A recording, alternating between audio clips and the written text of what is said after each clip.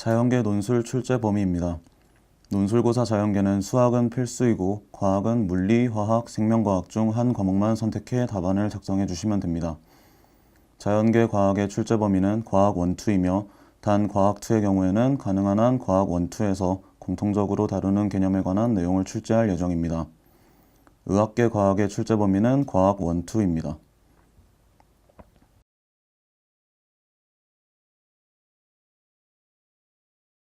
안녕하세요. 저는 2017학년도 경희대학교 모의논술 특강 자연계를 맡게 된 경희대학교 물리학과 원창현입니다. 이번 자연계 모의논술에서의 출제는 일단 고등학교 물리교육과정에서 기본적으로 다루는 물체의 운동과 그리고 전하 사이에 작용하는 힘인 전기력 전하의 운동에 관한 기본적인 물리현상에 대한 질문을 물어보고 있습니다. 그래서 직선운동, 등가속도 운동을 이해하는가, 그리고 전기력과 전하의 운동에 관한 것을 이해하는가 하는 것이 이번 출제의 주요한 면입니다. 제시문을 읽어보도록 하겠습니다. 첫 번째 제시문은 직선운동에 관한 제시문입니다. 물체의 속도가 일정한 운동을 등속 직선운동이라고 한다. 따라서 등속 직선운동하는 물체의 빠르기와 운동 방향은 변하지 않는다. 등가속도 직선운동은 직선상에서 운동하는 물체의 속도가 일정하게 증가하거나 감소하는 운동으로 자유낙하는 물체의 운동, 마찰이 없는 빗면을 따라 내려가는 물체의 운동 등이 있다. 이 제시문을 바탕으로 논제를 읽어보도록 하겠습니다. 논제는 50m/s의 일정한 속력으로 직선 도로를 달리는 오토바이가 광고판 뒤에 숨어있는 경찰차를 지나친다. 오토바이가 광고판을 지난 뒤 1초 후 경찰차는 오토바이를 붙잡기 위해 광고판에서 출발하여 5.0m/s 제곱으로 일정하게 가속한다. 경찰차가 출발하여 오토바이를 붙잡는 데까지 걸리는 시간은 몇 초인지 논술하시오. 이런 문제인데요. 오토바이는 등속 직선 운동을 하고 있고 경찰차는 1초 뒤에 등가속도 직선 운동을 하게 되는데 그 오토바이와 경찰차가 서로 만나게 되는 때까지 걸리는 시간을 구하라는 문제입니다. 여기에서 경찰차가 움직이기 시작한 시점을 0으로 두면 0초에서 오토바이의 처음 위치는 경찰차와 50m 떨어져 있게 됩니다. 그래서 시간 t를 0이라고 했을 때 x0는 50m/s입니다. 오토바이는 등속도로 움직이기 때문에 오토바이의 위치를 x라고 하면 이것은 x0 더하기 v0t로 기술되게 되고 여기서 v0는 50, t는 이제 시간이 될 거고요. 경찰차는 1초 뒤에 이제 시간이 0, t는 0일 때로 시작해서 등가속도 직선 운동을 하기 때문에 그때의 x0는 0, 그리고 v0는 0이고 a는 경찰차의 가속도가 됩니다. 그래서 2번 식과 같이 경찰차의 위치가 기술되게 됩니다. 오토바이와 경찰차가 서로 만나게 되는 시간을 구하는 것이 이 논제에서 물어보는 것이기 때문에 식 1에서의 오토바이의 위치와 식 2에서의 경찰차의 위치가 같도록 식을 놓으면 식 3번과 같이 됩니다. 여기에서 우리가 알고 있는 정보인 경찰차의 가속도 5.0m/s 제곱, 그리고 오토바이의 속력 50m/s, 그리고 시간이 0일 때 오토바이 위치 50m를 대입하여서 이 방정식을 풀게 되면 다음과 같이 답을 얻게 됩니다.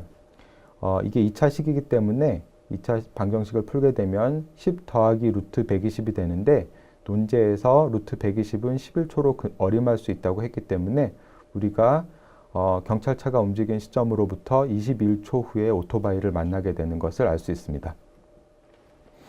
제시문 나와 그에 해당하는 문제를 읽어보도록 하겠습니다. 제시문 나는 2차원 운동에 관한 것인데요. 지표면 근처에서 수평면과 각 세타로 처음 속도 v0로 던진 물체는 수평 방향으로는 힘이 작용하지 않기 때문에 등속도 운동을 한다. 그리고 연직 윗방향을 플러스 y 방향으로 정하면 연직 방향으로는 중력이 작용하기 때문에 가속도 마이너스 g로 등가속도 운동을 한다. 우리가 던져진 물체에 대한 궤적을 이제 이해하는 것인데 이때 수평 방향으로는 힘이 없기 때문에 등속 운동을 하게 되고 수직 방향, 연직 방향으로는 중력 가속도에 의해서 등 가속도 운동을 하게 돼서 포물선 운동을 하게 되는 것을 우리가 교과서와 고등학교 교육 과정을 통해서 잘 배운 내용입니다. 논제를 읽어보도록 하겠습니다. 지표면 근처에서 수평면에 대하여 60도가 되도록 위쪽 방향으로 처음 속도 20m/s로 야구공을 던졌다. 3초 후에 야구공의 속력 그리고 수평 도달 거리가 얼마인지 논술하라 하는 것이 문제입니다. 이건 이제 사실상 문제가 두 개가 있는데 하나는 3초 뒤에 야구공의 속력과 그리고 수평 도달 거리 이렇게 두 개로 나누어 보도록 하겠습니다. 일단 60도의 각도로 야구공을 던졌기 때문에 우리가 수평 방향과 연직 방향에 대해서 두 개의 이제 성분을 문제를 풀어야 되는데요. 수평 방향의 처음 속도 성분은 20m/s에서의 코사인 60도에 해당하는 성분이 되기 때문에 2분의 1을 곱하면 수평 방향의 속도 성분은 10m/s이고 이것은 수평 방향으로는 힘이 없기 때문에 계속 10m/s가 될 것입니다. 연직 방향의 처음 속도 성분은 20m/s의 사인 60도이기 때문에 20 곱하기 2분의 루트 3인데 루트 3은 근사를 1.7로 하기 때문에 17m/s가 됩니다. 그래서 연직 방향으로는 위로 17m/s로 던져지게 되는데 이 위쪽 방향의 속력, 이 17m/s는 중력 가속도에 의해서 가속 운동을 하기 때문에 시간에 따라 변화하게 됩니다. 3초 뒤에 수평 방향과 연직 방향의 속도 성분은 일단 수평 방향은 그대로 남아 있어서 10m/s이고 연직 방향의 속도는 17m/s에서 gt를 빼줘야 되고 중력 가속도는 10, 시간은 3을 넣으면 17 빼기 30, 즉 마이너스 13m/s가 됩니다. 이것은 3초 뒤에 연직 방향으로는 아랫방향으로 13m/s의 속력을 가지게 되는 것을 이야기합니다. 3초 뒤에 야구공의 속력은 피타고라스의 정리를 이용해서 10의 제곱 더하기 13의 제곱에 다시 제곱근을 취함으로써 얻을 수가 있는데 이렇게 하면 루트 269로서 약 16m/s가 됩니다. 그리고 이것이 이제 첫 번째 문제이고요. 두 번째 문제는 수평 도달 거리에 관한 문제인데 일단 지면 도달에 걸리는 시간을 구하면 위에 올라갈 때까지 즉 연직 방향의 속도 성분이 0이 될 때까지의 시간은 g분의 v0가 되고 그거의 두 배를 해주게 되면 10분의 34가 돼서 3.4세크가 됩니다. 즉 3.4초 후에 다시 지면에 도달한다는 것을 알려주고 있고 그러면은 수평 도달 거리는 3.4초 동안에 수평 방향의 속력인 10m/s로 이동하는 거리가 되기 때문에 3.4 곱하기 10 하면 34m가 됩니다. 즉 20m/s의 속력으로 60도 각도로 공을 던지게 되면 3.4초 후에 수평 도달 거리 34m가 됨을 알 수가 있습니다. 제시문 다부터는 전기력과 전기 에너지에 관한 문제인데요. 제시문을 읽어보도록 하겠습니다. 전하 사이에 작용하는 전기력은 우리 주위에서 흔히 볼 수 있는 여러 현상의 원인이 되는 힘 중 하나이다. 쿨롱은 두 전하 사이에 작용하는 전기력이 전하량의 곱에 비례하고 두 전하 사이 거리 제곱에 반비례한다는 것을 알아내었다. 두 전하의 종류가 같을 때는 서로 미는 힘이 작용하고 두 전하의 종류가 다를 때에는 서로 당기는 힘이 작용한다. 또한 전하를 전기장 내의 기준점으로부터 어떤 점까지 이동시키는 데 필요한 일은 전하가 가지는 전기력에 의한 포텐셜 에너지로부터 구할 수 있다. 논제를 읽어보도록 하겠습니다. 논제, 그림 A에서 이 그림에서와 같이 양이온 Q+와 음이온 Q-가 전하 사이에 작용하는 전기력에 의하여 정사각형 모양으로 배치되어 있다. 이 그림과 같이 플러스 Q, Q-, Q-, Q+가 정사각형을 이루면서 배치되어 있습니다. 각 이온의 전하량은 1.6 곱하기 10의 마이너스 19승 쿨롱이고 정사각형 한 변의 길이, 즉 이온 사이의 거리는 0.8 곱하기 10의 마이너스 9승미터이다. 이때 여기에서 일어나는 현상에 대해서 물어보고 있는데 보시면 이온의 전하량은 기본 전하량이고 거리는 약 일반적으로 원자 사이의 간격 정도가 되는 수치를 넣었습니다. 논제 3번을 읽어보도록 하겠습니다. 그림 A에서 양이온 하나가 다른 세 개의 이온으로부터 받는 전기력의 전체 크기가 몇 뉴턴인지 논술하시오 하는 문제입니다. 쿨롱 상수는 9 곱하기 10의 9승 뉴턴 미터 제곱 퍼 쿨롱 제곱으로 주어져 있고 루트 2는 1.4로 근사하도록 되어 있습니다. 쿨롱의 법칙에 의해서 힘은 전하의 종류에 따라서 서로 다르면 인력, 서로 같으면 청력으로서 작용하게 되고 힘은 벡터량이기 때문에 벡터의 합으로 더해주면 됩니다. 한번 답을 보겠습니다. 두 음이온이 양이온에 작용하는 인력을 구하게 되면 각각 F는 K 곱하기 전하량의 제곱을 거리의 제곱으로 나눠주게 되면 되는데요. 그래서 K R제곱분의 Q제곱이고 두 음이온에 의한 힘 F1과 F2의 합력은 F1과 F2는 서로 수직이기 때문에 대각 방향의 성분만 더해줘야 되고 그래서 루트 2를 곱해줘야 됩니다. 그래서 루트 2 곱하기 K R제곱분의 Q제곱이 되겠습니다. 그래서 이 힘은 대각선의 방향으로 주어지는 힘이고요.